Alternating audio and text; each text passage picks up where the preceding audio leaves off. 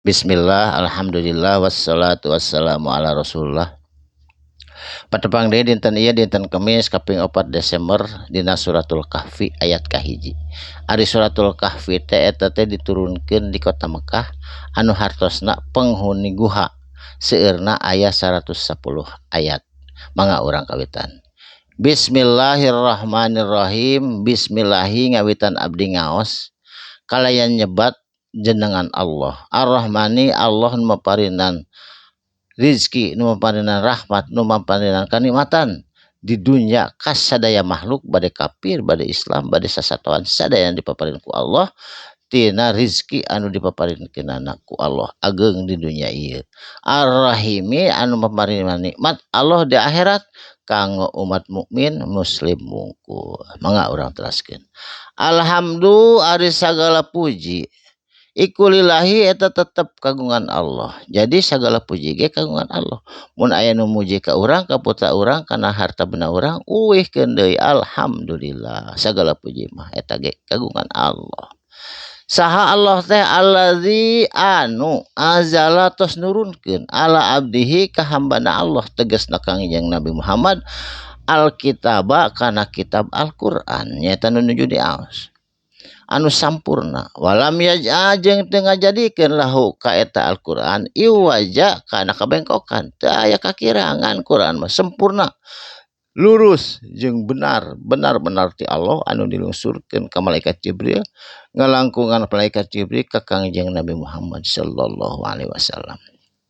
Saterasna qayyiman sebagai bimbingan anu lurus liundiro jeung jadi peringatan baksa syadida kana yen sanyana siksa Allah teh syadid sangat kudu dijauhi kudu ditebihan sabab eta teh syadid siksa Allah teh maha dahsyat di mana milladunhu eta teh ti sisihu Allah wa yubasyiro jeung jadi pangbubunga bewara pangbubunga kabar gembira eta Quran teh pikeun saha al mukminina pikeun jalma-jalma nu iman menjadi pangbubunga ku sawargana Allah.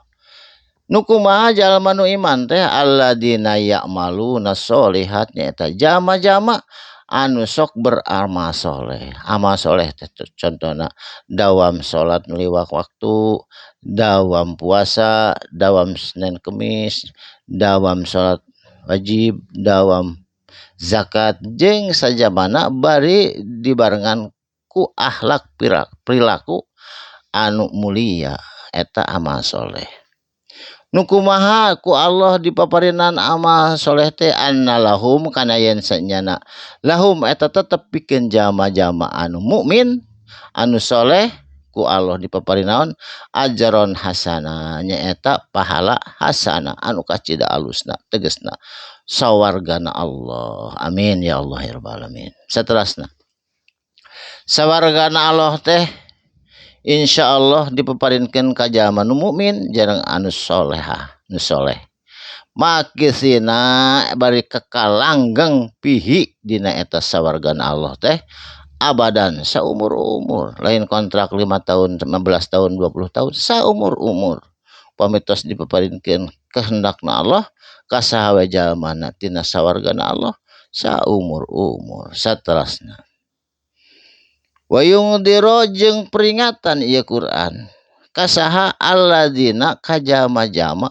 qalu anu sok ngucapkeun atawa anu sok nyaritakeun at-takhoda kana yen Allah teh gaduh Allahu Gusti Allah waladan putra puputra jiga jalma sabab waktu sarita umat Quraisy jahilah nyebutna para malaikat teh putra Allah nu perempuan Uzair teh ceuk Yahudi anak Allah terus ceuk Nasrani cenah Isa teh eta teh putrana Allah tah eta sadayana ge teu aya nu kitu mah pasti diperingatkeun ku Allah teu kengeng boga prasangka Allah teh puputra jiga jalma sabab Allah mah lam yalid wa lam yulad wa lam yakul lahu kufuwan ahad teu puputra teu diputrakeun teu aya setara saurang oge sareng Allah subhanahu wa taala. Saterasna boleh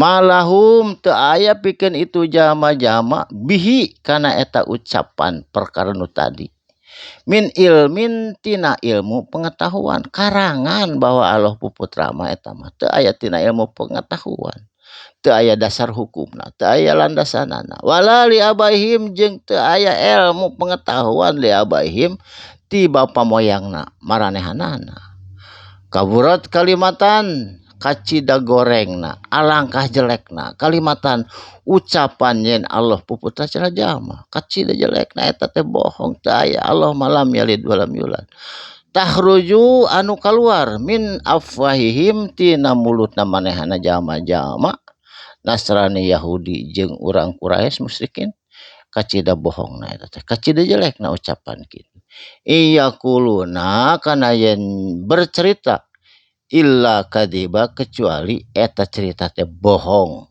nyaeta karangan angan-angan palsu teu aya dasar hukumna teu aya landasan aturanana yen Allah puputra jiga jalma Allah mah maha esa teu aya bing-bilangan teu aya pamustikan kanggo anjeunna barakallahu li wa lakum mugi aya manfaatna sakalimah dua kalimah kada insyaallah patepang deui dinten anjing dina waktos anu sami insyaallah usikum wa nafsi bitaqwallah wassalamualaikum warahmatullahi wabarakatuh.